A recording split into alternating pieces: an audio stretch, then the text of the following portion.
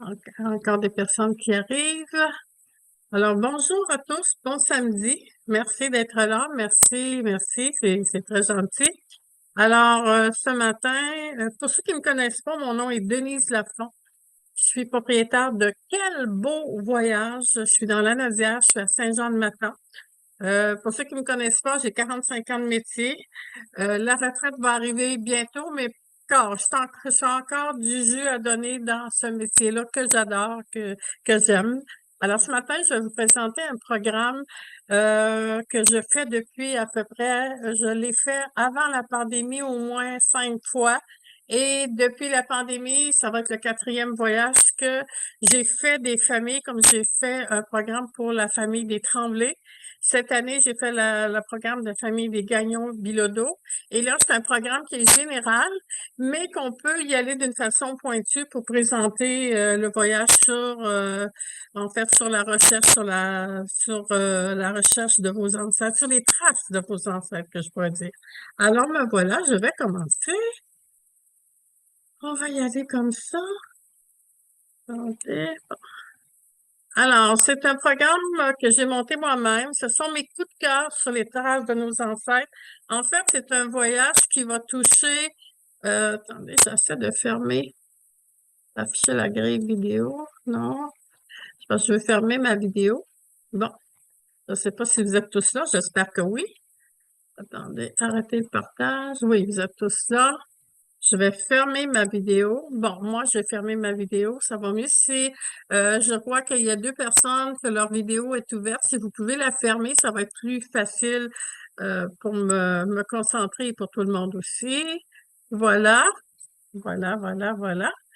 Alors, le programme s'appelle Mes coups de cœur sur la trace de nos ancêtres. C'est un programme où vous allez toucher surtout l'ouest de la France, les coups de cœur de l'ouest de la France et sur la trace de nos ancêtres, qui n'est pas une famille plus en particulier, mais plusieurs familles. Donc, on touche la Nouvelle-France, puis on va toucher la partie acadienne. La Nouvelle-France, ça va être plus en Normandie, dans le Perche, que je vais toucher l'histoire des ancêtres.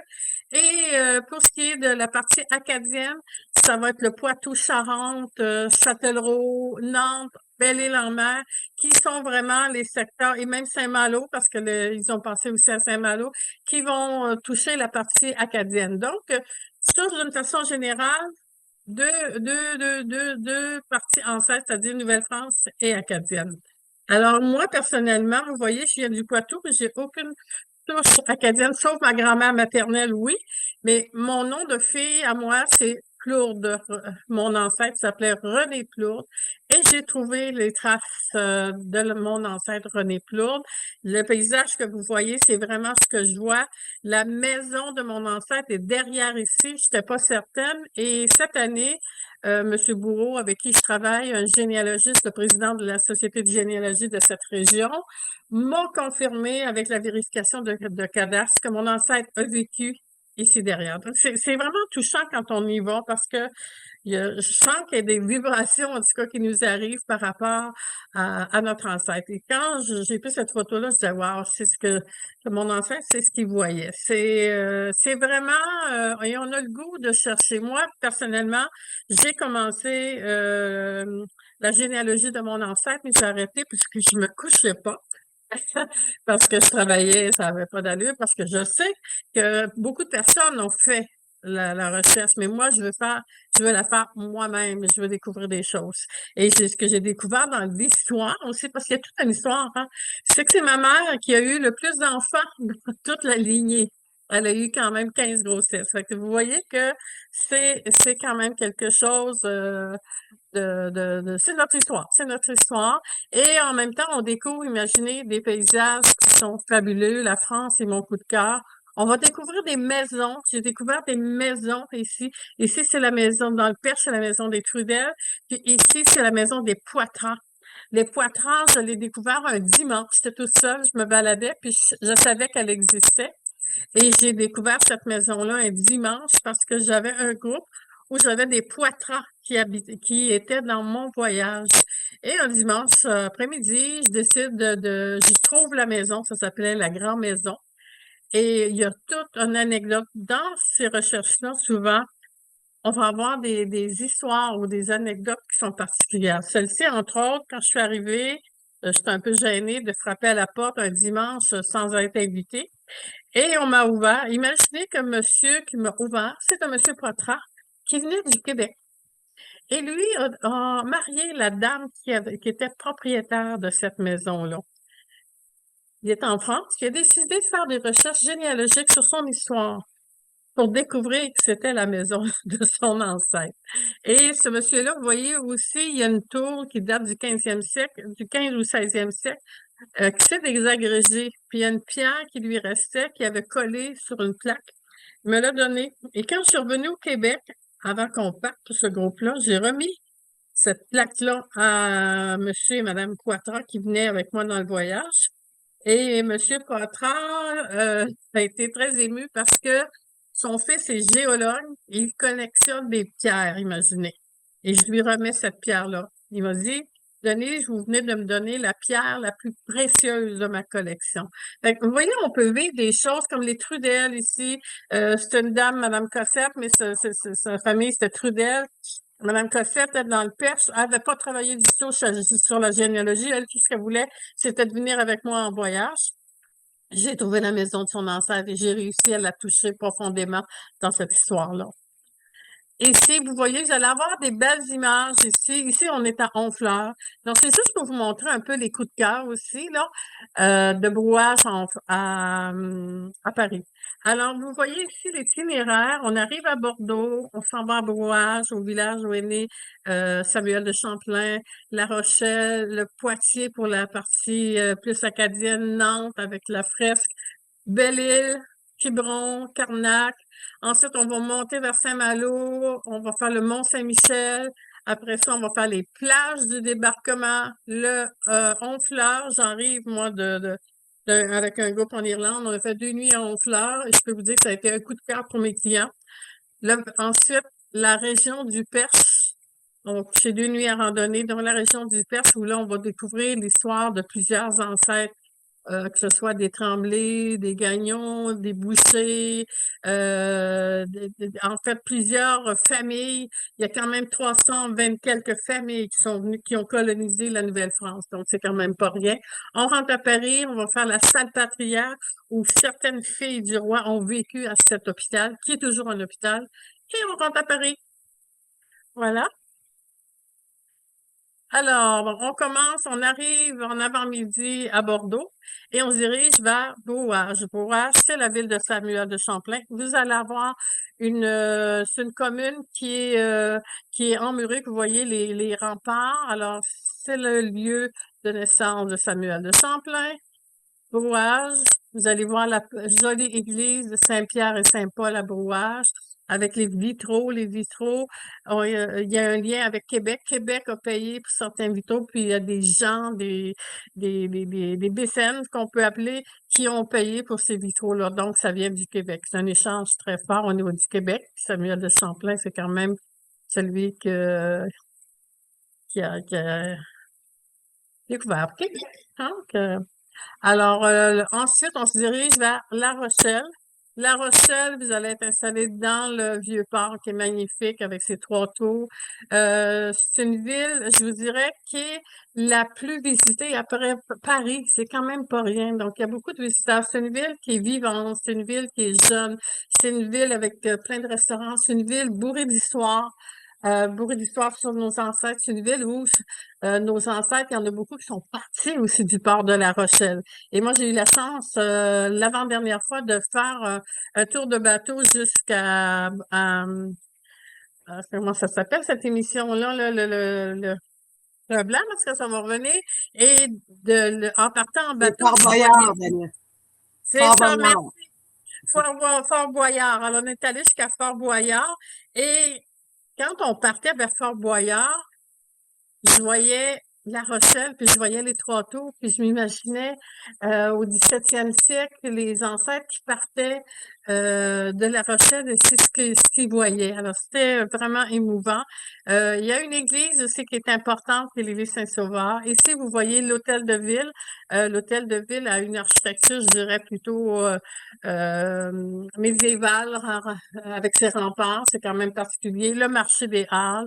Vous allez avoir les fameuses tours que vous allez visiter avec un guide. Et vous avez la fameuse église Saint-Sauveur de La Rochelle.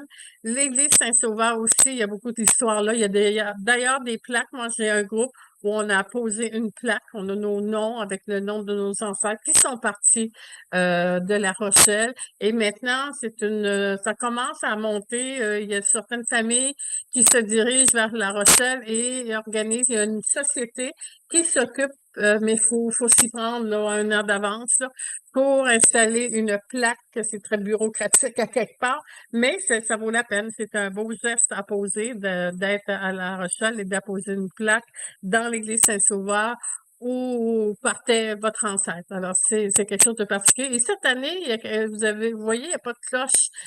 Il y a eu un échange. La ville de Rimouski a donné ou vendu, je ne sais pas, là, en tout cas, les cloches de c'est pas la sacristie, mais les religieuses avaient des cloches qui ont défait l'endroit où ils habitaient. Et il y avait ces cloches-là, ils sont donnés à Saint-Sauveur. Donc, vous allez avoir toute une histoire par rapport aux cloches de Rimouski. Alors, vous êtes pas loin. Ici, c'est la Grosse Horloge. Vous êtes tout près. Ici, l'hôtel de la Grosse Horloge. Donc, vous êtes vraiment central. Et derrière la Grosse Horloge, j'ai eu la chance de découvrir j'ai même entré dans la maison où aurait vécu Samuel de Champlain. Alors, j'ai le voyage dernier que j'ai fait l'année passée, j'ai eu la chance, c'est toute une histoire. J'avais dans mon groupe une dame qui fait partie de l'Association des filles du roi au Québec et qui avait son costume des filles du roi. Et notre guide nous dit, ben, savez-vous que Samuel de Champlain aurait vécu derrière, c'est juste là. Et on y va avec lui, moi et la dame qui était avec son costume de Samuel de Champlain. Elle se prend en photo devant la porte. Et il y a une dame qui arrive et a dit, ah, c'est ma porte d'entrée.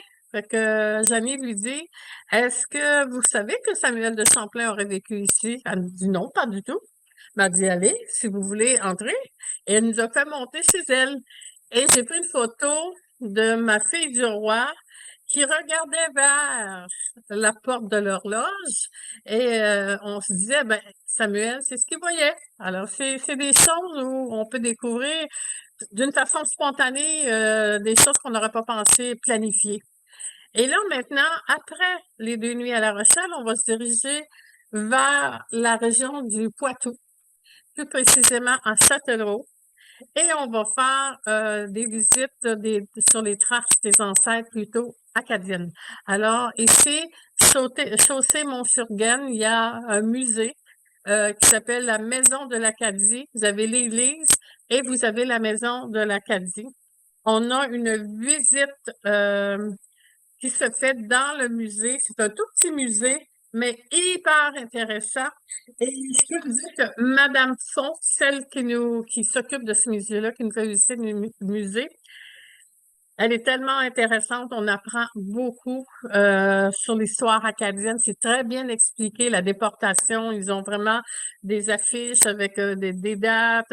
Et c'est clair, quelqu'un qui connaît plus ou moins l'histoire de la déportation, à ce musée-là, vous allez tout comprendre. C'est vraiment bien expliqué. Moi, je peux vous dire, on a passé 2 heures dans le musée, puis tout le monde disait on aurait passé plus de temps. Donc, c'est hyper intéressant. Et dans l'église, il y a des noms de familles qu'on reconnaît dans le musée de Ici, vous avez, et je travaille beaucoup moi, à Châtellerault avec les gens de l'association. Vous avez Madame Debin qui a enseigné à Montréal et qui était la présidente de l'association. Maintenant, c'est Monsieur Bourreau qui est devenu le président de l'association. Mais ce sont des gens très impliqués et ce sont des gens qui nous aident beaucoup à faire des recherches. Donc, si vous avez des noms en particulier, vous avez des choses, vous bloquez sur certaines choses, vous pouvez me le demander. Alors, dans cette région-là, vous allez découvrir beaucoup de familles qui viennent de cette région-là. Pour en nommer quelques-uns, des Boudreaux, des Aucoins, des Babins. des Bertrand, des Blanchard, des Beaux, des Broussard, d'Aigle. Je nomme seulement des noms qu'on connaît plus particulièrement, des Doiron, des Doucet, des Dugas, des Dupuis, des Godet, des Gautreau. Et parfois, ça change de nom en cours de route. Il y a eu des Hébert qui sont venus de là, des Lamoureux, des Landry, des Leblanc, naturellement, des Letellier, des Lejeune, des Robichaud. Alors, comme vous voyez, des Thériault. Alors, comme vous voyez, il y a eu Roy aussi, Michel Roy de Châtellerault, des Bruno, des Pelletier, des Paquettes. Tout ça pour dire que la partie acadienne est très présente, disons. Et l'histoire des Acadiens, il y en a eu qui sont partis de là dans les années du 17e siècle. Mais quand il y a eu la déportation, il y en a beaucoup qui ont été déportés, soit en Angleterre ou soit un peu partout en France. Et le roi leur avait donné des terres aux Acadiens. Il y en a plusieurs qui se sont installés, mais les terres n'étaient pas bonnes. Donc, il y en a, je dirais, à peu près 35 familles qui est restées dans cette région-là et qui ont continué d'y vivre et de cultiver, et de s'installer, de se développer. Alors, il y en a qui se sont mariés, hein, donc c'était difficile de partir. Mais par contre, il y en a qui sont partis. Alors ici, on fait une visite du château de Mont-sur-Gaine. C'est un château qui relate l'histoire de 2000 ans d'histoire de la partie Aquitaine. Donc, c'est vraiment bien fait. C'est un petit musée interactif. Ça fait pas longtemps que c'est ouvert. C'est justement M. Bourreau qui était maire, qui est toujours maire. Non, il n'est plus maire de Mont-sur-Gaine, mais qui a travaillé sur ce projet-là, qui a instauré. Donc, pour lui, c'est un bébé, c'est un bijou de musée. Ça vaut vraiment la peine d'y passer du temps. On va se diriger vers Châtellerault et Arsigny.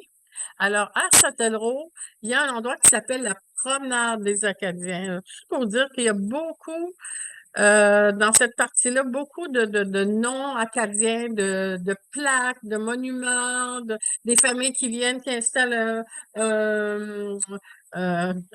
quelque comme moi, René Plourde, j'ai une roue qui moude le grain. Alors, il y a le nom de René Plourde là-dessus. Donc, c'est beaucoup de l'histoire acadienne qui est là. Et le petit bateau que vous voyez, ça s'appelle une toux. Alors, les Acadiens qui étaient installés là, puis qui n'étaient pas satisfaits des terres que le roi leur a données, leur but, c'était d'aller en Louisiane. Alors, ils sont partis, c'est des bateaux un peu plus gros que celui-là, bien sûr, et ils sont montés jusqu'à Nantes, sur la Vienne. Ils sont montés jusqu'à Nantes, et à Nantes, ils ont passé 10 ans avant de s'en aller en Louisiane. Alors, ce qui fait que les Acadiens vous envoyaient partout. Alors ici, on est toujours dans la partie, les fermes acadiennes, l'église. Alors, ce sont tous des vestiges, des maisons qui restent, qu'on appelle on appelait ça la ligne acadienne. C'est un peu comme un rang chez nous. Ça s'appelait la ligne acadienne. Puis il y en a une, c'est le musée. Vous avez aussi un abbaye avec son cloître. C'est vraiment intéressant, des vestiges quand même de plusieurs siècles. Et on arrive à Nantes. Et à Nantes, quand on arrive à Nantes, alors, ici, vous avez à gauche le fameux château de Bretagne. Alors, non, vous le voyez ici, le fameux château de Bretagne. On va faire la cour intérieure, une visite guidée à pied du Vieux-Nantes pour arriver au château. Et là, habituellement, on prend toujours le repas le midi dans une crêperie devant le château. Et ici, c'est la fresque acadienne parce qu'à Nantes, pour souligner en fait, la présence, je crois que c'est dans les années 1990, c'est une fresque qui a été commandée de Nantes par un peintre de la Louisiane, M. Dadford, qui s'appelait Robert Dadford. Et Robert Dadford a peint, on retrouve cette fresque-là. Et ici, c'est la fresque. Attendez, il y en a deux fresques. Alors, vous avez en haut, c'est la fresque du départ des Acadiens vers la Louisiane. Et ici, en bas, c'est cette fresque-là que vous voyez en Louisiane. Et c'est la fresque de l'arrivée des Acadiens, en fait, de l'installation des Acadiens en Louisiane. Et vous savez qu'en Louisiane, on les appelle les Cajuns. Et vous allez en voir beaucoup de villages cajuns en Louisiane. On l'a fait, le programme, il y a 3 ans avec l'Association Québec-France et ça a été hyper intéressant. Puis j'avais des gens qui ont fait ce voyage-là et qui ont fait le voyage, donc comprenait toute l'histoire. Après Nantes, on va se diriger vers Quiberon, la presqu'île, et de Quiberon, on va prendre un bateau et on va traverser à Belle-Île-en-Mer. Belle-Île-en-Mer, c'est vraiment un nid, je veux dire, acadien. Et c'est 2 jours où on va découvrir toute cette belle île-là. Elle porte très bien son nom, Belle-Île-en-Mer. C'est vraiment un paysage à couper le souffle. Ici, j'ai mis la photo de Maryvonne, parce qu'habituellement, c'est Maryvonne qui s'occupe de nous recevoir.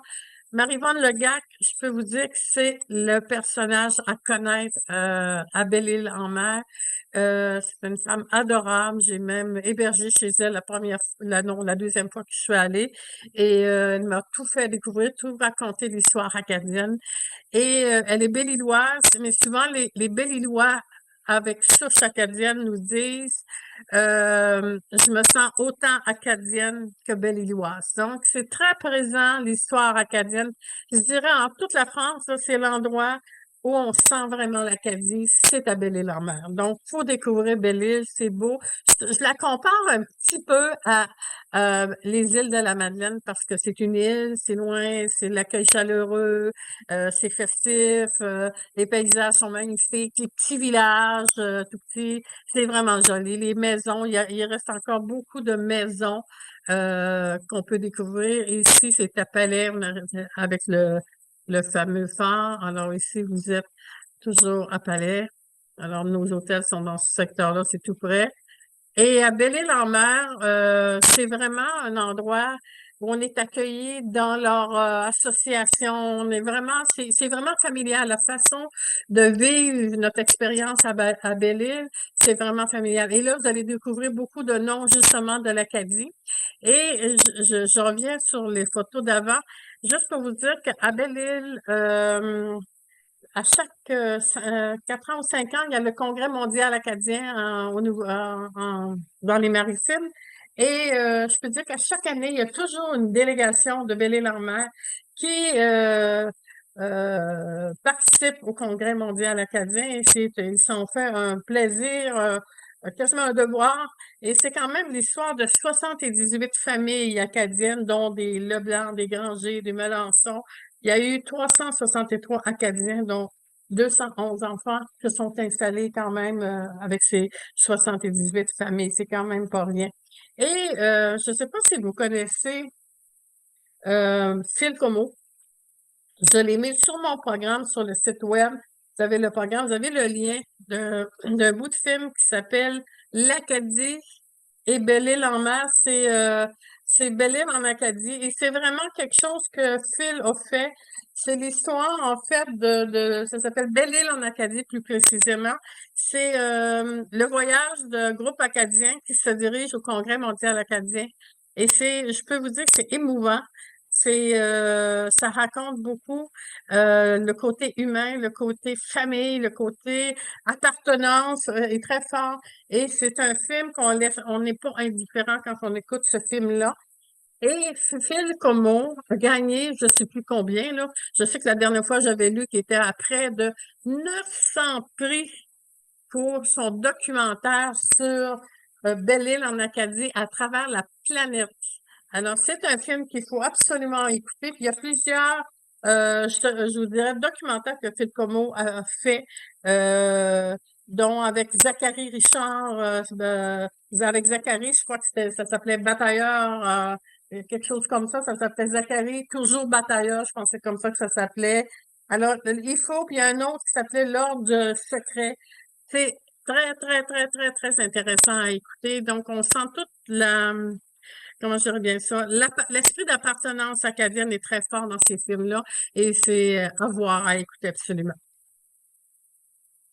Et si vous avez Carnac, et quand on a terminé Belle-Île, on se dirige vers la terre ferme, si on peut appeler comme ça, et on fait Carnac. Carnac, ce sont des mégalithes. On fait un petit tour de train que vous allez faire pour découvrir ces fameuses formations rocheuses. Ça se fait un petit train, donc c'est pas fatigant. Ça dure à peu près 45 minutes. Et on va vous raconter l'histoire des mégalithes, mais on sait pas toujours d'où ça vient exactement, mais c'est quand même impressionnant à voir. On va monter vers le nord. Là, c'est Carnac, mais vous voyez toutes ces fameuses roches à travers tous les champs. Et là, avant de faire l'abbaye, on va se diriger vers Saint-Malo. Avant, je faisais abbaye en arrivant, mais là, on va faire Saint-Malo. On va coucher à Saint-Malo et le lendemain, toute la journée, on va visiter l'abbaye du Mont-Saint-Michel. Alors, vous savez que l'abbaye du Mont-Saint-Michel, autrefois, c'était un îlot, hein, c'était comme une île.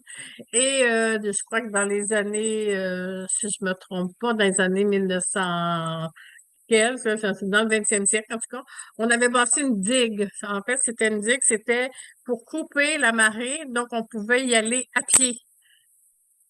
Maintenant, mais ça a créé des problèmes au niveau de la marée. Il y a eu des problèmes. Et ils ont maintenant bâti, je vous dirais, une route sur pilotis qui fait qu'on se dirige à l'abbaye du Mont-Saint-Michel sur pilotis. Donc, l'abbaye est une île maintenant à retrouver ses droits au niveau accessibilité. Vous avez l'abbaye. Donc, quand on monte à l'abbaye, ça vaut la peine. Je vous le dis, ça se fait très bien. Les marches, là, on monte tranquillement, puis ça se fait, sont assez hautes, là. Et vous voyez l'abbaye, c'est surtout quand on est à l'abbaye, c'est de voir toutes les vues d'en haut de l'abbaye, ça vaut la peine. Ici, vous êtes à Saint-Malo. Alors, Saint-Malo, c'est la ville corsaire, c'est la ville avec ses remparts, c'est la ville de naissance de Jacques Cartier. C'est vraiment une jolie ville, on peut se dire, à Saint-Malo.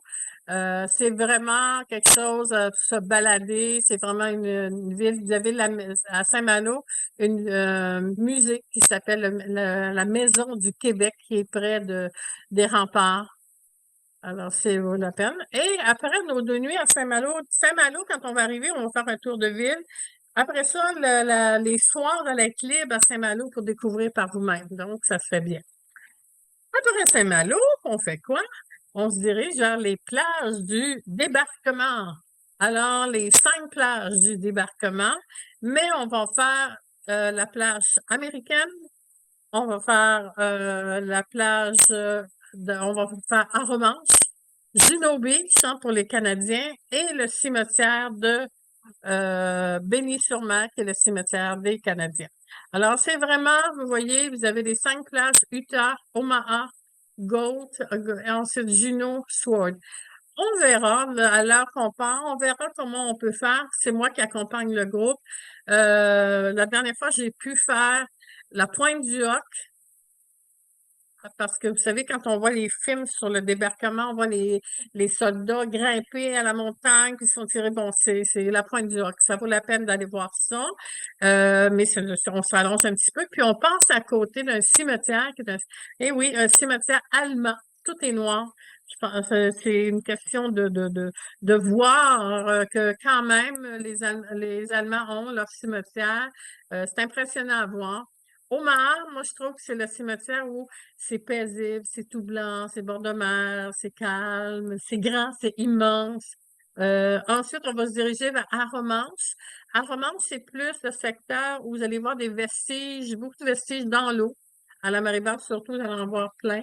Alors, ça va être un temps aussi pour luncher, puis faire des petits achats si vous avez le goût, comme acheter euh, la boisson du pays, que j'ai ça quand je perds des mots. Et c'est ça, c'est vraiment spécial. Juno Beach, ben, c'est le cimetière, pas le cimetière, mais la plage des Canadiens. Là aussi, c'est paisible, il y a quelques vestiges aussi. C'est vraiment l'endroit où on va souligner où nos Canadiens ont débarqué. Moi, mon grand-père, il a fait la guerre, puis lui, lui, il était ici à Carpiquet parce qu'il était blessé, puis il était à Carpiquet ici. Mais Juno, lui, il s'occupait, il n'avait pas débarqué, il était déjà là. Ensuite, Juno, pas Juno, mais à Juno Beach, ici, vous avez Juste ici, c'est le cimetière canadien à Bény-sur-Mer. Et après, on va rentrer à la magnifique ville. Alors, vous voyez ici le débarquement, le cimetière Omaha. Je vous montre ici parce que dans nos balades, on va voir des maisons à chaumière. On en a quand même pas mal dans cette région-là. Étretat, on va faire Étretat aussi. Étretat, c'est magnifique comme paysage. Le Havre, c'est rapide, le Havre, parce que c'est surtout pour voir le pont de Normandie. Honfleur, c'est le coup de cœur de beaucoup. Alors, Honfleur, vous allez entendre parler beaucoup de Samuel de Champlain à Honfleur. C'est la petite église de bois Sainte-Catherine ici. Ici, c'est son clocher. Ça a été fait en bois par des charpentiers qui fabriquaient les bateaux. C'est une ville portuaire, c'est une ville avec son architecture assez particulière. C'est vraiment joli. Et c'est vraiment je vous dirais les coups de cœur, là, c'est vraiment La Rochelle, Honfleur, là, Mont-Saint-Michel, Saint-Malo. C'est vraiment des coups de cœur très forts dans le voyage. Et on va se diriger vers le Perche. Le Perche, c'est plus une région vallonneuse, campagne, agricole. C'est vraiment paisible là aussi. Alors, c'est vraiment bien. Et là, c'est vraiment le nid de la Nouvelle-France, je vous dirais, c'est le nid de la Nouvelle-France. On voit ici la Gagnonnière. Vous allez voir aussi beaucoup de plaques, de monuments, de passages de familles qui sont venus de cette région-là, dont Rosanne Archon, qui était la femme de Pierre Tremblay. Je vous montre aussi des fonds baptismaux pour vous montrer que quand c'est des fonds baptismaux originaux, vos ancêtres ont été baptisés. Si votre ancêtre a été baptisé à Taureau, ben probablement que c'est ce fond-là que vous allez retrouver. Donc, c'est particulier parce que moi, je trouve qu'un fond baptismal, pour l'avoir vécu à Dompierre, c'était pas mon ancêtre, mais Janie m'expliquait, l'ancêtre, je pense que c'était les Archambault, ils ont été baptisés ici. C'est vraiment ici que l'ancêtre a été baptisé et que tu arrives devant ces fonds baptismaux-là et tu touches aux fonds baptismaux, il se passe quelque chose. C'est magique. Il y a une énergie qui arrive. J'avais aussi Lebec, le père et le fils, c'était aussi dans le Perche. Et eux, ça a été toute une saga pour faire ouvrir l'église, puis on a réussi à l'ouvrir. Et lui, s'est posé vers les fonds. Il a pris les fonds à bras-le-corps et il disait à son gars, imagine-toi, il y a 400 ans, notre ancêtre est parti d'ici. Et là, on boucle la boucle, on est ici, nous, là. Ça part d'ici, puis là, c'est nous qui est là. Donc, c'est des choses qui sont émouvantes, veut pas, ça vient nous toucher beaucoup. Dans les églises aussi, vous allez voir beaucoup d'images d'ancêtres comme les Giffard, les Boucher.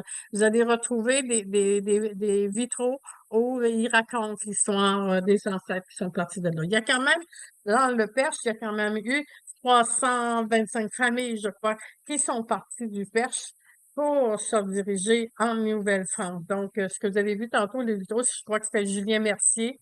Puis on voit Julien Mercier, puis on voit 240 ans plus tard, je pense que c'est Honoré Mercier qui arrive dans cette région-là. Donc, Taureau est vraiment le berceau de l'immigration. Alors, c'est quelque chose que vous allez ressentir beaucoup.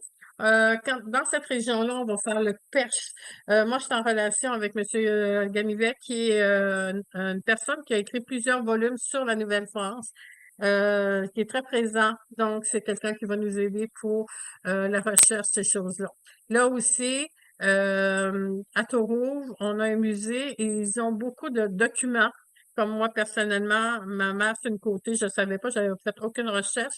Et on m'a donné un document qui était vraiment important sur l'histoire de Jean Côté, qui est arrivé en Nouvelle-France. Et bon, il y a eu même des terres sur les plaines d'Abraham, c'est quand même pas rien. Maintenant, il y en a vu. Mais c'est quand même quelque chose de voir tout ça. Et après le Perche, ben, on rentre à Paris. Alors, Paris, vous allez avoir un beau tour d'orientation. On va faire l'hôpital de la Salpêtrière où certaines filles du roi.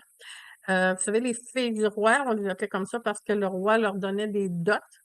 Et les filles du roi, c'était pas des prostituées, là, loin de là.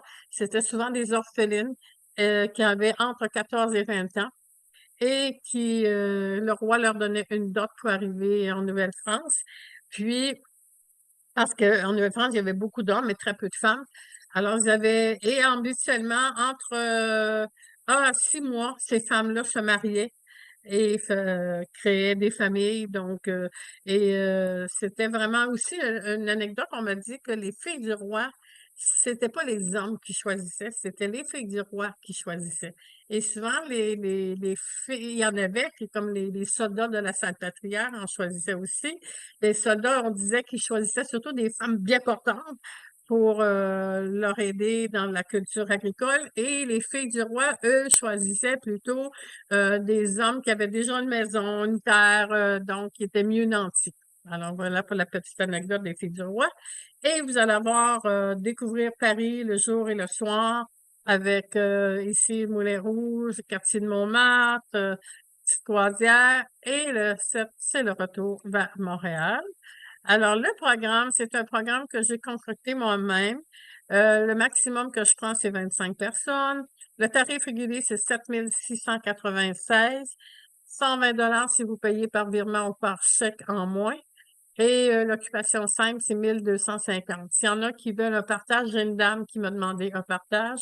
On peut vous jumeler ce qu'on fait. Je vous donne vos coordonnées mutuellement et vous discutez si vous avez le goût de partager avec quelqu'un. Alors, ça comprend quoi? Ça comprend le vol sur Bordeaux, retour de Montréal. Ça comprend un accompagnateur de l'agence, les guides locaux, les visites spécifiques, un autobus climatisé, tous les transports, transferts, toutes les nuitées d'hôtel du 3 et du 4 étoiles. Il y a 37 repas, taxes et frais de service. Le pourboire au chauffeur est quand même inclus. Toutes les activités, excursions, droits d'entrée et visites mentionnées. Ça ne comprend pas, c'est vos dépenses personnelles. Les pourboires, moi, les pourboires, c'est ce que je veux, c'est la satisfaction. Donc, c'est souvent quelques euros pour les guides locaux, mais il y en a pas tant que ça, là. Et les autres repas, ben, il y a 6 dîners qui sont non inclus et 3 soupers. Quand je fais des soupers non inclus, c'est parce que c'est facile pour vous d'aller souper soit à La Rochelle, soit à Saint-Malo. C'est surtout ces endroits-là que je mets les repas le soir libres. Et les dîners, ben, on se prend un sandwich, on va à la boulangerie, on s'achète quelque chose pour sauver du temps puis profiter au maximum de l'endroit où vous êtes. Et naturellement, ce qui n'est pas inclus, c'est vos assurances voyage. Voilà. Alors, si vous avez des questions, mon téléphone, c'est le 450-759-9319 et mon courriel, c'est Denise arrobas, quelbeauvoyage.com. Il n'y a pas de S à voyage, faites attention. Alors voilà. Si vous avez des questions, je suis là. Vous pouvez lever la main ou j'espère que j'ai été claire, pas trop vite, que je vous ai donné le goût. Et je connais bien la France, hein, je l'ai faite au moins, sans exagérer, là, au moins une soixantaine de fois. Et Paris aussi, là, c'est des destinations que depuis 45 ans que je fais ce métier-là, puis je suis allée en France avant. Puis moi, chaque année, j'étais invitée par Atout France et à France pour participer à un salon international, découvrir des nouveaux produits de la France.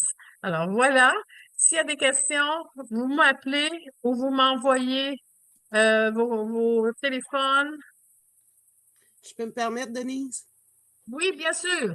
J'arrive de ce circuit-là un peu différent parce que moi, j'ai fait partie du voyage Bilodeau-Gagnon en mai. Je me suis inscrite hier soir sur un coup de cœur. Ça a vraiment été, je suis tombée amoureuse de la France. Puis pour les autres participants qui ne sont jamais allés, moi, je recommande fortement l'organisation de Quel beau voyage. Quand Denise dit que les hôtels sont bien choisis, sont bien situés, je confirme. Les repas sont d'excellente qualité. On est bien accompagné par toutes les visites qu'on a faites. C'était bien organisé. On n'attendait pas à nulle part. L'autobus est très, très, très confortable. Le chauffeur une soie. Moi, c'était mon premier voyage en Europe. Je suis tombée amoureuse de la France. Je suis tombée amoureuse aussi de Quel beau voyage parce que vraiment, une très belle organisation, bien accompagnée, sécuritaire. Il n'y a pas d'accro. Moi, je vous dis, allez-y si vous avez un simple désir d'aller voir un peu qu'est-ce que c'était la France puis de où on est parti. Moi, je vous dis, allez-y. Aujourd'hui, j'étais juste curieuse de voir, vu que nous, on était les gagnants Bilodeau, on a été beaucoup axés sur ces deux familles-là. J'étais curieuse de voir qu'est-ce qu'il y avait alentour. Puis honnêtement, je suis jalouse du parcours que vous allez faire. Il y a des choses que j'ai faites, oui, mais il y a des endroits où je n'ai pas été, puis je suis jalouse. Fait que, moi, allez-y, je recommande à 400% l'organisation. Vraiment, vous êtes en sécurité, vous êtes bien accompagné, puis il n'y a pas de questions à se poser tout le long du voyage. On est en vacances, on en profite. C'est tout ce que je voulais dire. Ben merci Manon, c'est très gentil parce que j'ai eu la chance de connaître Manon parce que quand je suis partie avec le groupe Gagnon Bilodeau, j'ai fait que 3 jours avec eux autres parce qu'il n'y avait pas d'accompagnateur de l'agence, mais il fallait que ça soit structuré puis bien organisé pour pas qu'il arrive rien parce que M. Gagnon qui accompagnait, c'est pas un accompagnateur, mais il y avait tellement tout, il y avait même les menus, il y avait tout, donc tout a bien été. Alors j'étais bien contente là, que ça s'est bien déroulé. Là, c'est moi qui va être l'accompagnatrice du voyage. Mais merci Manon pour ce beau témoignage, ça me touche beaucoup. Mais vraiment, allez-y. Là, si vous avez le simple désir, puis moi, c'était un rêve que j'avais depuis plusieurs années. Puis quand je me suis lancée, ça a été vraiment un coup de tête. Là. Je pense que j'ai été la dernière inscrite du voyage. Puis j'ai pas regretté, absolument pas. Puis je vous dis, les hôtels, on voit 3 ou 4 étoiles, ça peut faire un peu peur, mais c'est parfait partout. Puis on a un accueil chaleureux partout où on a été. On est très appréciés des Français, les Canadiens. Puis ça paraît, ça se ressent. Puis ils sont contents de nous voir. Allez-y si ça vous tente. Si vous avez le moindre doute, là, effacez-le. Oui, merci Manon. Bon, il y a une dame qui me demande si oui, je vais être du voyage. Bon, Madame Tardy, je vais vous mettre en contact avec la personne qui m'a demandé un partage. Puis c'est ça, pour le voyage, il n'est pas encore garanti ferme, mais ça va se faire autour du 15 juillet. Le 15 juillet, je vais fermer le groupe sera fermé le 15 juillet, mais je pense bien de le garantir, mais tant que j'ai pas au moins un nombre minimum, je peux pas le garantir pour le moment, mais j'ai jamais annulé un voyage de 45 ans de métier. Puis il y a beaucoup de gens j'en ai plein là, qui attendent parce qu'il y a une clientèle qui achète très tôt, puis il y a une clientèle qui achète 1 mois, 2 mois à l'avance. Hein, imaginez, comme moi, ma croisière, vous voyez, Manon, pas Manon, mais Manon, elle l'a acheté à la dernière minute, je pense 2 semaines avant le départ. Puis ma croisière, j'ai eu 6 personnes qui se sont ajoutées même pas 3 semaines avant le départ. Fait qu'on est dans un phénomène, nous, les agences de voyage, où on monte des programmes et souvent, il y a une clientèle qui achète tôt, puis il y a une clientèle qui achète à la dernière minute. C'est comme ça. Fait que c'est comme ça qu'il faut le vivre. Mais ne vous inquiétez pas, je vais vous mi-juillet, c'est sûr que je ferme le dossier. Voilà ce que j'avais à vous dire ce matin. Si vous n'avez pas d'autres questions, est-ce qu'il y a d'autres questions? S'il n'y a pas d'autres questions, vous pouvez toujours me téléphoner ou m'envoyer un courriel. Ça me fera un grand plaisir de répondre à toutes vos questions. Voilà. Merci. Je vous souhaite une super beau fin de semaine. Ben, moi, je vais changer de ma petite blouse puis je vais aller travailler dans la terre. Merci. Bonne